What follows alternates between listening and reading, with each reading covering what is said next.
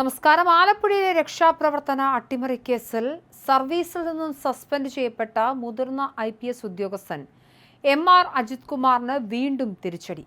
Suspension നടപടിക്ക് അടിയന്തര stay വേണമെന്ന ഇടക്കാല ആവശ്യം സെൻട്രൽ അഡ്മിനിസ്ട്രേറ്റീവ് ട്രിബ്യൂണൽ തള്ളി. സർക്കാരിന്റെ ശക്തമായ വാദമുഖങ്ങൾ അംഗീകരിച്ചുകൊണ്ടാണ് ട്രിബ്യൂണൽ അജിത് കുമാറിന്റെ ആവശ്യം നിരസിച്ചത്. അജിത് കുമാർ സംസ്ഥാനത്തെ DGP റാങ്കിലേക്ക് ഉയർത്തപ്പെടാൻ ഒട്ടും യോഗ്യനല്ലെന്ന് ആഭ്യന്തര വകുപ്പ് ട്രിബ്യൂണലിൽ വാദിച്ചു.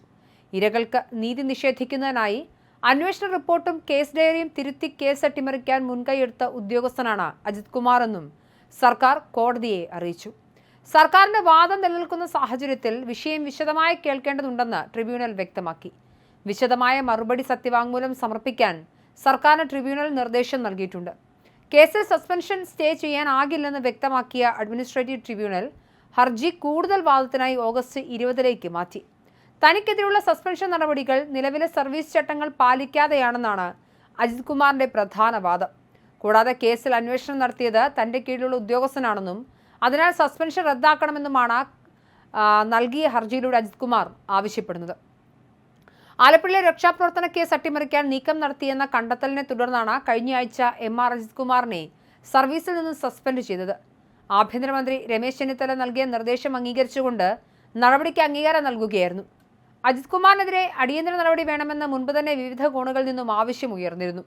പിണറായി വിജയൻ മുഖ്യമന്ത്രിയായിരിക്കെ KSU യൂത്ത് കോൺഗ്രസ് നേതാക്കളെ അദ്ദേഹത്തിന്റെ സുരക്ഷാ സംഘം മർദ്ദിച്ചതുമായി ബന്ധപ്പെട്ട കേസ് അട്ടിമറിക്കാൻ അജിത് കുമാർ ഇടപെട്ടുവെന്ന് പ്രത്യേക അന്വേഷണ സംഘത്തിന്റെ കണ്ടെത്തൽ വന്നു.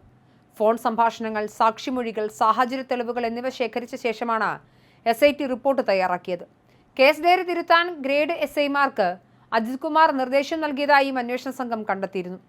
സംസ്ഥാന പോലീസ് മേധാവി റവാഡ ചന്ദ്രശേഖറിന് കൈമാറിയ SITയുടെ റിപ്പോർട്ടിലാണ് അജിത് കുമാറിന്റെ പങ്ക് കൃത്യമായി വിവരിച്ചത്. ഇതിന്റെ അടിസ്ഥാനത്തിൽ പോലീസ് മേധാവി അജിത് കുമാറിനോട് വിശദീകരണം തേടിയിരുന്നു. എന്നാൽ ആരോപണം ഉയർന്ന സമയത്ത് താൻ മുണ്ടക്കൈ ചൂരൽമല ദുരന്ത മേഖലയിലെ രക്ഷാപ്രവർത്തനത്തിലായിരുന്നുവെന്നും കേസ് ഡയറി തിരുത്താൻ ആരോടും ആവശ്യപ്പെട്ടില്ല എന്നുമാണ് അജിത് കുമാർ നൽകിയ മറുപടി. എന്നാൽ ഈ വാദം അന്വേഷണ സംഘം തള്ളി.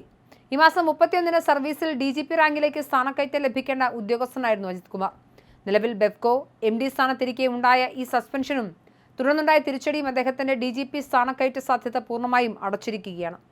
സംഭവത്തിൽ റിപ്പോർട്ട് തിരുത്താൻ അജിത് കുമാറിന് കൂട്ടുനിന്ന മറ്റ് ഉദ്യോഗസ്ഥർക്കെതിരെയും ഉടൻ കാരണം കാണിക്കൽ നോട്ടീസും അച്ചടക്ക നടപടികളും ഉണ്ടാകുമെന്നാണ് സൂചന. കേസ് അട്ടിമറി ആരോപണം നേരിടുന്ന ഉദ്യോഗസ്ഥന് ട്രിബ്യൂണലിൽ നിന്നും ഇടക്കാല ആശ്വാസം പോലും ലഭിക്കാത്തത് വരും ദിവസങ്ങളിൽ ആഭ്യന്തര വകുപ്പിന്റെ നടപടികൾക്ക് കൂടുതൽ കരുത്തു പകരും. എന്തായാലും MR അജിത് കുമാറിന് തിരിച്ചടിയായിരിക്കുന്നു. അദ്ദേഹത്തിനെ സസ്പെൻഡ് ചെയ്ത നടപടിയിൽ സ്റ്റേ ഇല്ല. എന്തായാലും ആഭ്യന്തര വകുപ്പിന്റെ കൂടുതൽ നടപടികൾ ഉണ്ടാകുമോ എന്നതാണ് ഇനി അറിയേണ്ടത്.